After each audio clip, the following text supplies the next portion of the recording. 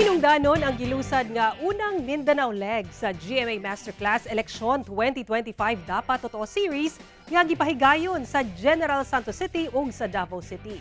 Pagbatok sa fake news ang gipataya ngadto sa mga estudyante ug ang kamahinungdanon sab sa tingog sa Mindanawan karong umaabot ni eleksyon. Ano report ni Argil Relator? Dagsa ang mga estudyante sa Notre Dame of the Jangas University sa Brother James McKnight Auditorium sa unang Mindanao leg sa GMA Masterclass Election 2025 Dapat Totoo Series sa General Santos City adlong Miyerkules. Nagparayag sab sila sa ilang suporta kalabot sa responsible voting, pinaagi sa pagpirma sa Panata Wall. Gihatagan o gibugaton sa mga guest speaker ang paglaban sa fake news. You have to make the best decisions for yourself and for your country. Now, I understand hindi natin malalabanan lahat ng fake content sa mundo. Little by little, step by step, let us make the world a better place, one post at a time. Alang ni Coach Martin Hammer Antonio, ang iyang choices nga ipili sa iyang journey isip basketballista o coach, magamit sab nga giya sa mga kabataan sa pagpili sa mosunod nga leader sa nasod. And each choice that you make, it coincides with accountability and responsibility. Lahat ng mangyayari sa choices ninyo, it would affect you. Magsusi, kini ang tambag ni GMA News Online Managing Editor Lou Albano.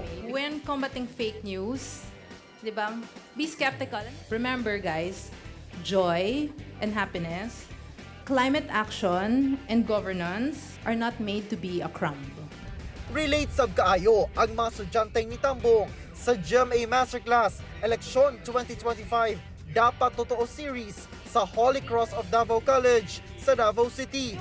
Gihatagan sab o gibukaton ni Tina Panganiban Perez sa GMA Integrated News ang mga angayang susihon sa mga botante nga kinaiya sa kandidatong angayang iboto. Malaking factor yung eleksyon 2025 sa eleksyon 2028. Kaya tandaan po natin, ang nakataya sa kada eleksyon ay buhay natin, kinabukasan natin. Kaya ang dapat nating piliin ay yung dapat Malipayon ang mga estudyante ug faculty sa ilang mga natun-an sa maong aktibidad. It gives me more information and much prepared po talaga at saka ma-ready na po ako sa this coming election po. I will be a champion for truth and integrity as well as to empower my co-youth, especially that we really hold a larger voice in this upcoming election. It is about time for our young people to be informed, to be engaged, to participate in nation building. We are presented with a unique opportunity to deepen our understanding of the electoral process, guided by expert insights on truthful and responsible voting. Sa iyang mensahe, giparayag ni Senior Vice President and Head sa GMA Integrated News, Regional TV and Synergy, Oliver Victor B. Amoroso, ang kamahinungdanon nga dunay tingog ang mga Mindanawan sa pagmugna sa bag-ong kasaysayan ug ang kontribusyon nila sa nation building. Mindanao is just as important as the rest of the Philippines. And as a proud Mindanaoan myself, I believe Mindanao needs to advance its agenda to the national forefront.